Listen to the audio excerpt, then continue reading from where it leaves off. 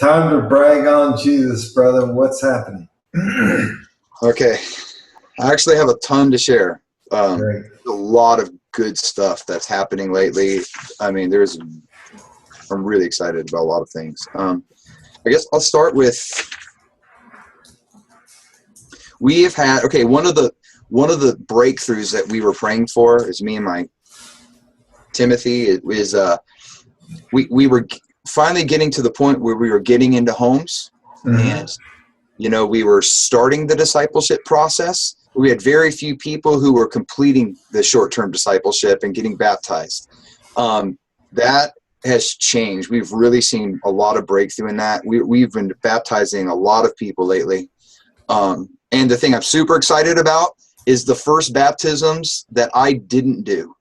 Have been happening. Nice. So my Timothys have been baptizing, which that especially makes me excited. So, and people who are getting saved and baptized that barely know me. I just met them later on, but they were led to the Lord by other people and being discipled by them. So that's exciting for me because it's another generation.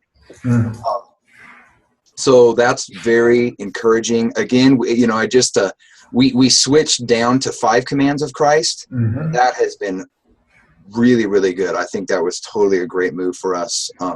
Now we're just getting a bunch of people all the way through that short term, and they're able to take it, and they're starting to train others, and they're really getting through it too. So we've really had a huge breakthrough on that too. So I feel encouraged in that way because I feel like I'm really happy with our short-term discipleship right now. It seems to really be working and reproduce.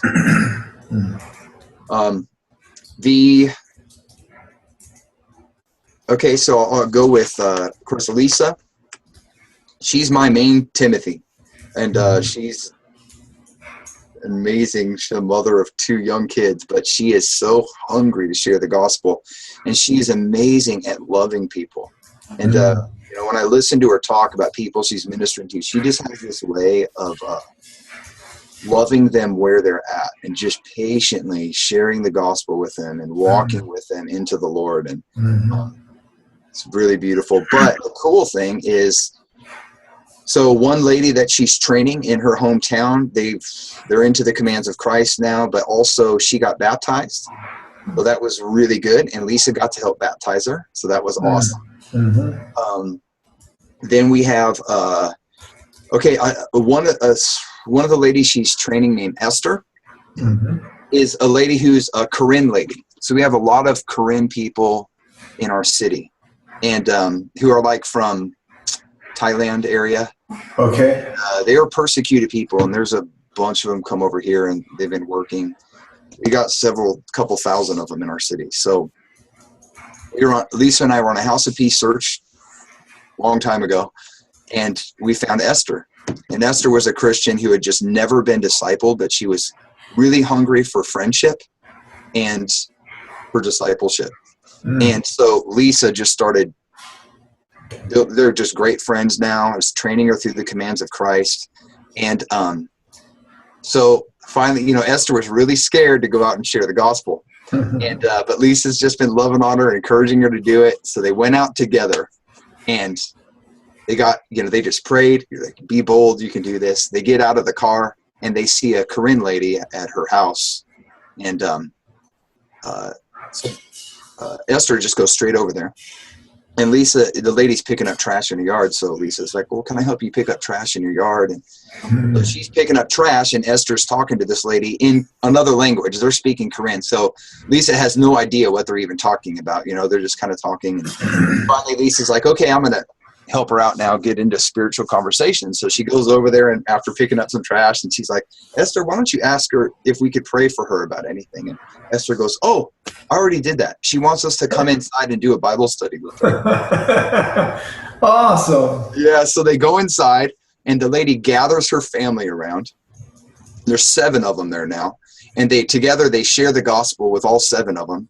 And ends up, they say they're a Christian family, which a lot of times you never know. There's a lot of them that say that, but they really have no idea what it even means to be a Christian. They just identify that way.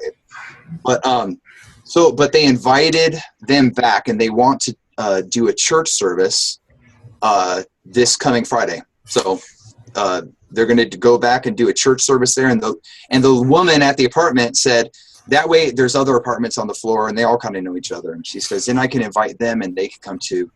So I have no idea how many will be there. It may be a bunch, but that was really good because Esther shared the gospel.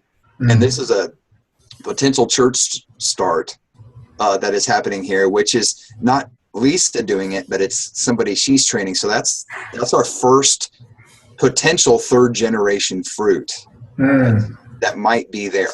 So that's really exciting too. That's very exciting. So they're going to do the church in the apartment complex? Yeah. Awesome. Yep.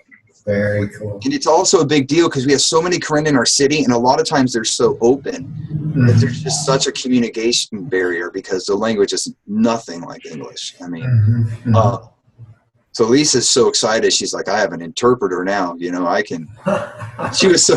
Lisa's just gung ho. She's like, Esther. She's like, we can go here and here. I know all these people I've visited before that I couldn't share with, but we can go back now. Esther was really excited to God used her. So, cool. That was a really neat thing. Are the Korean people considered an unreached people group or just a thing? Do you know? I don't know. That's a good question.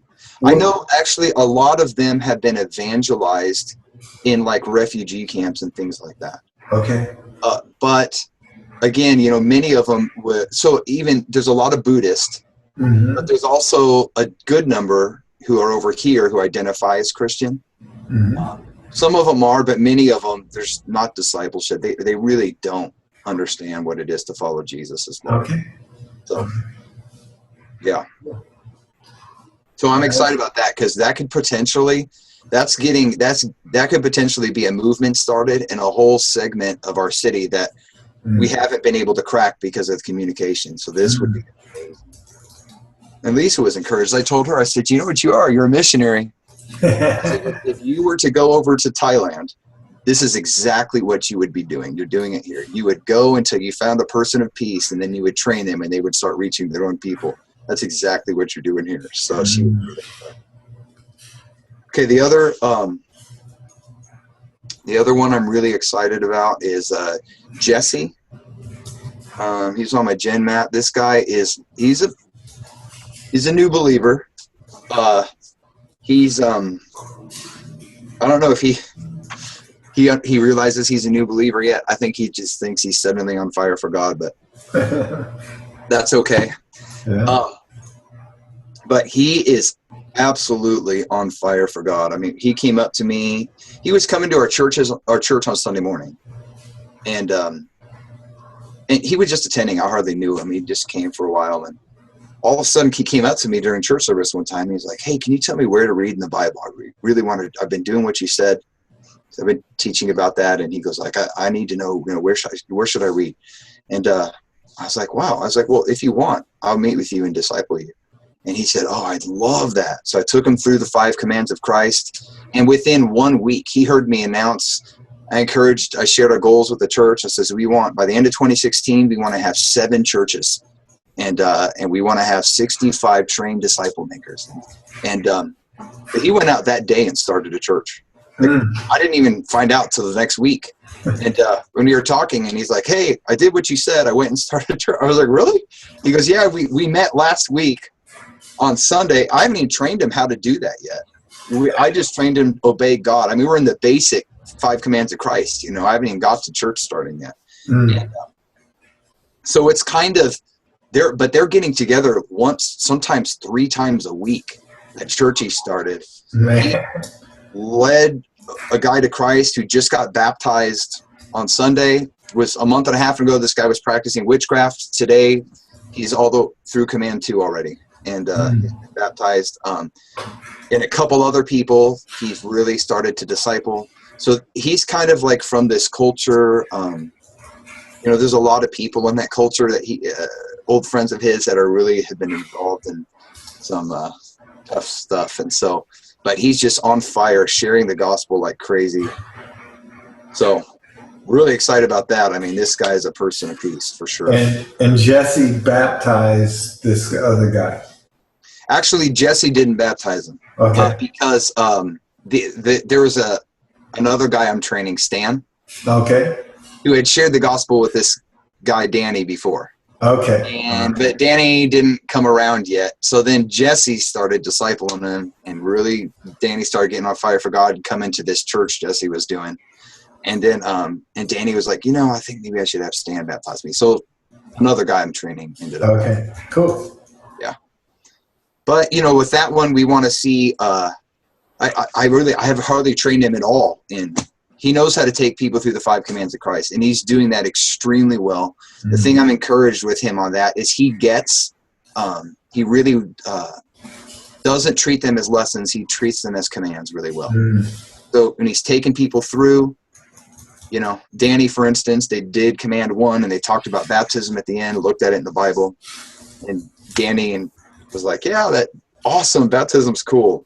And Jesse's like, all right, so let's do it. When are we going to do this? And Danny started getting cold feet. He's like, well, I don't know if I'm ready yet, all this kind of stuff. Jesse just put his feet to the fire. He's like, man, you just read this in the Bible. This is a command. This isn't, are you going to go all the way or not? He's like, did you see that person get baptized the other day? He's like, did you see the way their face was when they came out of the water?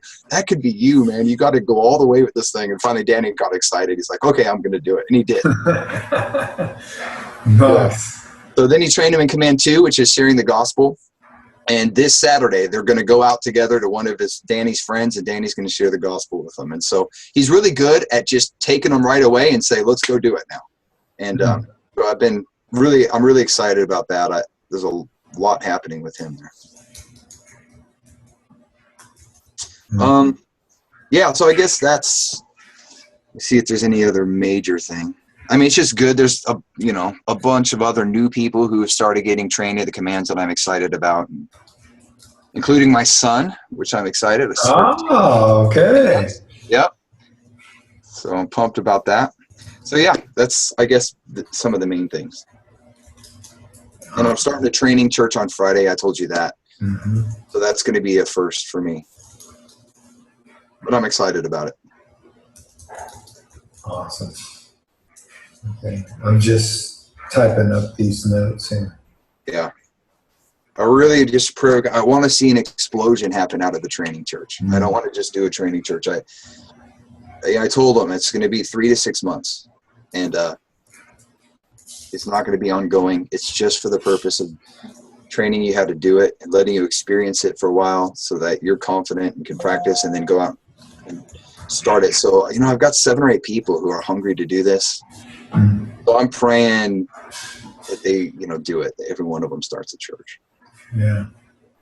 What was the goal that you set that Jesse took to heart for the church? Our goal for 2016 is we want to have seven churches by the end of 2016, and 65 disciple makers. So the way I qualify that is people who've been trained in the 5 commands of Christ. They're actively practicing them, and they're training at least one other person to practice the 5 commands of Christ. Nice. So not just disciples who've been trained, but they're actually now training somebody else and continuing to practice that lifestyle. So that's our goal. Man, do you know how badly people want to work with pastors like you? Just like, where are these guys? I know where they're at. They're in South Dakota. That's awesome. Yeah, that's good. It is actually it's been so fun lately. When people like Jesse and Lisa and just different ones who are doing this stuff, they're so on fire for God, and they love being used by the Lord. They can tangibly see God working through them. And just the joy they have and just the hunger, they just are, they just can't get enough. They just want more and more, and they want to change the world. Awesome. They're going to do it too. They are doing it.